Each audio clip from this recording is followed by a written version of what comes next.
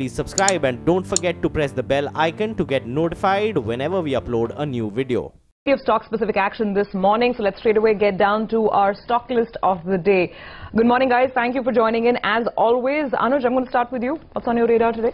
So, before that, the SGX Nifty, I think it will be interesting if we open above yesterday's high. That, I think, would be the key for this market, because yesterday also Hang Seng was up 900 points and today it's added another 200 points. So, I think the Asian bull market has sort of resumed its uptrend, and I think that could be an interesting bit. So, you could focus on a lot of stocks today. Hang Seng, in fact, now up 300 points.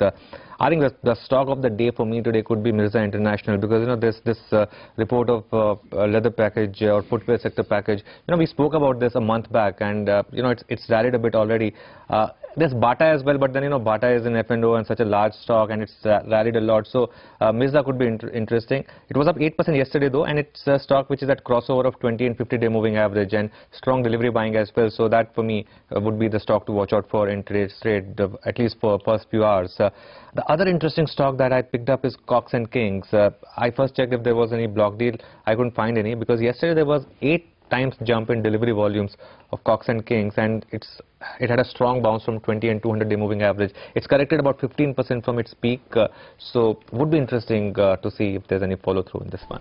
Fair point. I read about the leather package coming, but it seemed like it is for small-scale industry. I don't know whether Mirza will benefit because they source it from them, but yeah, it's quite possible that the markets will play it that way. But the markets are definitely going to play the FMCG and restaurant stocks one way or the other. We heard the CNBC chairman, but Mangalam, break it down in stocks.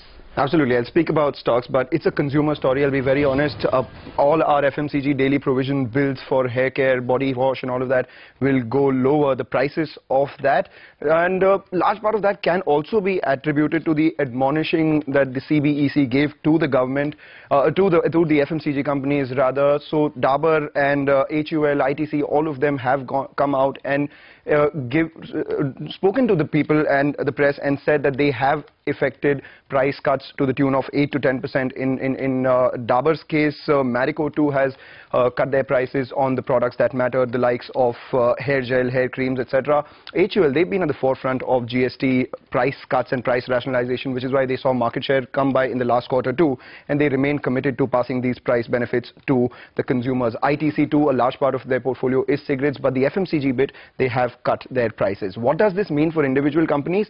Well, it could be a bit of a positive, given the price cuts that have happened are primarily the GST pass-throughs. So there is no real money that they are paying from their pockets. The Dabur as well, they said that they had, it won't impact their margins, but it will in fact spur demand going forward. So that could be a bit of a positive, but what could be a negative is the fact that because they have cut the prices, they won't get the benefit of that additional margin, but that was in the anti-profiteering law as well. Now what? The focus shifts on the restaurants. The government has cut the rates from 18% to 5% with the removal of input tax credit. So that has caused a bit of confusion, where the restaurants have increased the base price and still maintain that the effective price is lower. So those stocks I'll be watching out for. They could be under a little more pressure, but the FMCG stocks, expect them to be in the green. Okay, yes. Some restaurants have passed on the benefit. Right. Let's not paint all of them in the same brush. I think the ones with pricing power, like McDonald's and all, maybe not, but the local eateries have done that. But anyway, let's move on. Anisha, NCC, why are you watching out for that? Well, a positive news coming for NCC and BGR Infrastructure, as the consortium has won a mine development and operations order from NTPC. The project value is over 25,000 odd crores and needs to be completed over the next 25 years. Now, the revenue potential of this order can be 1,000 crore per annum. The first batch of coal should start coming out by FY20. NCC has a top line of around 8,000 odd crores, so this can add around 5 to 6%. When you look at the 50% share that the company has, 51% share that the company has in this JV. But remember, if you look at the stock from October itself, the stock has surged over 20-30%. So it should hold up in the green, but the upside might be a bit limited. Back to you. Thank you very much for that, Anisha. Ronit, we understand that the TRAI, the telecom regulator, has proposed some easing of rules for spectrum. Yeah, so the TRA has basically said that they're planning to raise the spectrum limit for an area from 25 to 35% for merged companies. So this is positive for the likes of Idea and Vodafone. Also, they're saying that they also suggested removing the 50% limit on individual spectrum such as 700, 800 megahertz. Instead, for a combined spectrum, they're expecting a 50% limit for companies. So this is positive for the likes of Reliance, Jio, as well as Idea, Vodafone. This will allow Jio to, capture more airwaves from Reliance Communication going forward. So, on the back of this, you can expect some green on the telecom stocks going forward. I guess it really helps spectrum trading, sharing, and all the consolidation overall that we're seeing in the sector. Thanks, Ronit, for that. Sonal, an FIR against the PVR promoters. Why? Absolutely correct, Surbi. So the Gurgaon police has been asked to file an FIR against the PVR group because Elan Group has alleged that the company has cancelled all the real estate agreements that the company has entered into with that real estate provider. Why is that happening? Because the company wanted to overprice its shares when it sold 14% stake to Warburg Pincus. Now remember, in January 2017, Warburg Pincus had bought 14% stake for rupees 820 crores. So that is the whole reason why the company has been asked to file an FIR, but PVR says that Elan had misrepresented the facts when they had entered into the MOUs, and that's why they were cancelled, and they are seeking a legal advice in this regard. So, but sentimentally, I expect a red tick on the stock. Okay.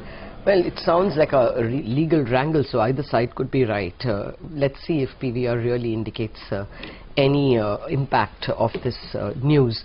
But to wrap it all up, Naveen, which are the other stocks we should watch?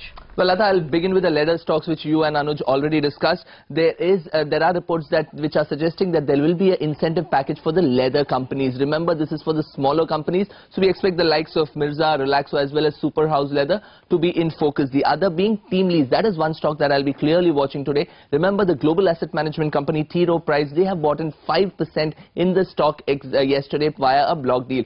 The sellers were Gaja Capital. Remember, these were the early investors in the company. On the other hand, CSE, Motilal has come out with a note on CSE, and they have a buy rating on the stock with the target price upwards of 20% from the current price around 1360. The two key things that the brokerage believes about the company, one being that they have got the 185 megawatt PPA signed for their Flexi coal project. On the other hand, the demerger that the company is looking for, that will be unlocking value going ahead. On the other hand, Saturn Credit Care will be in focus on the back of issuance of securities that the company is mulling on the 24th of November via a board meeting. Remember, this will be the 5th issuance of shares in the last 15 months for the company, but nevertheless expect the stock to be in green in today's trade. Back to you. Okay, all right, thanks so much, Naveen, for that. Let's quickly recap our list for the morning then.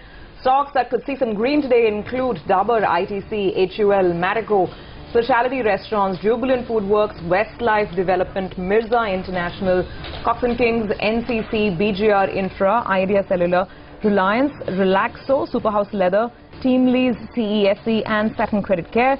Well, the lone stock from our list, which could actually be in negative territory, is PVR because of those legal issues that have cropped up.